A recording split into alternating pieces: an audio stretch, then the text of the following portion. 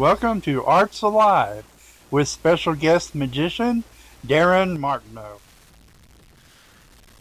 Thank you, Brian, and I'm honored to be on your show, Arts Alive. And how I got my start in magic? Well, when I was 9 years old, my dad showed me a coin trick, and it was just a vanishing coin. And he did the trick, multiple times. And then finally, after he did it about the 10th or 20th time, I noticed he was just palming the coin, and then he was just like sitting down, and the coin fell in his lap between his legs. But he was fooling me and amazing me. But then after I figured it out, but that was my one of the first magic. And then growing up, I saw Doug Henning and things like this. And about that time later on, I got a magic book at the school book fair when I was about 9. Right after that, and then when I was in junior high, growing up in Las Vegas, I met a magician named Paul Picchio, who was a guy that I went to school with, and there was a couple magicians there actually, but he became a good friend, and he introduced me to magic shops, and I was around 14 at that time, and then I just started really getting a lot into it, and then I got my first job in a magic shop at age 15 and a half, and it was in a store called Magic Store Number 1 with a great magician, Lawrence Gregory, who was my first stage mentor. He was doing a stage act, and he used to be a cruise ship magician. Unfortunately, he passed away about 5 years ago, but later on in his career, he was a professional mentalist, but he was just an amazing performer and magician, and he really influenced me because I was his main onstage assistant almost every night, and then I was managing the magic store during the day and part of the night, and then I would be on stage with him. So that was Lawrence Gregory. He was my first real official mentor. And then I went to the Magic Club in Las Vegas, Gary Darwin's Magic Club, and that's where I met Alan Ackerman, and got to see people like Johnny Paul, Jimmy Grippo, and just tons of magicians, because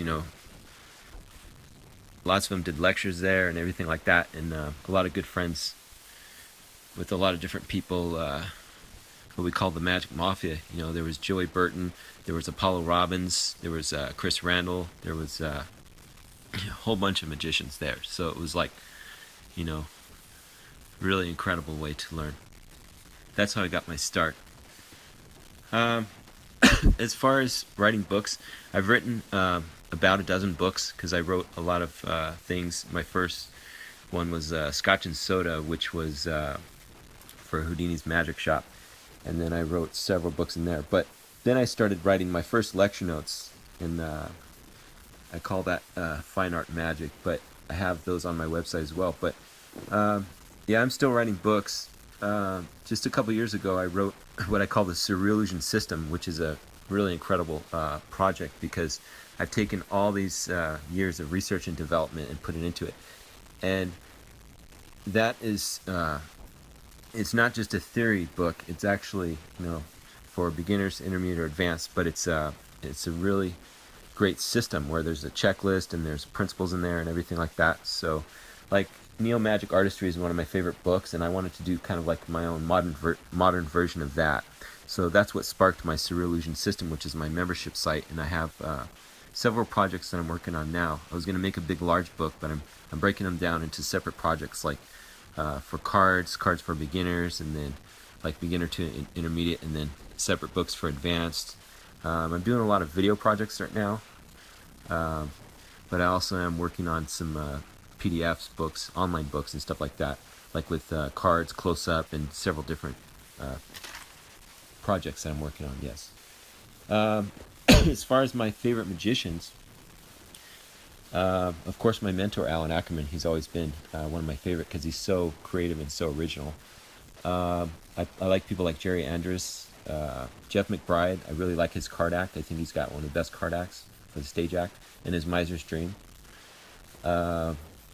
Guy Hollingworth, I've got to hang out with at magic conventions and learn a lot from him, and his Torn and Restored card I still think is one of the best. I like Troy Hooser. I like his coin work and his original close-up magic. I really like Daniel Garcia. I'm a big fan of him. I like his effect called Window. It's where you have a picture of a window and then on a card. And he's got so many things. There's so many great, so much great magic. There's actually so much bad magic, but I like to focus on, doing my own original stuff. I've kind of moved away from. I don't do much of other people's stuff anymore, but I definitely have been influenced by a lot of people. Alan Ackerman, Guy Hollingworth, Bill Goodwin, several people. Uh, as far as what I want to do with goals in my magic, right now I'm focusing on creating my original magic and mentoring, because when I was years ago, when I was stuck in the magic shop at Houdini's, the owner tried to have everyone sign an illegal contract saying that you could not perform anywhere else and blah blah blah, all these things. And so now I'm just so glad and happy that I'm out of that contract. But he really was trying to keep magicians down, and he still is. And I always thought that I want to help magicians, because I want to help as many magicians as I can, because I've been in that place where you have all this original material and you want to put it out, and if you feel stuck or anything like that. So one of my big missions is to help the art of magic grow, and to help magicians put out their material and to express themselves, because I know what it feels like to have all this original stuff and not be able to put it out. So I have many different goals that I'm working on. That's one of them.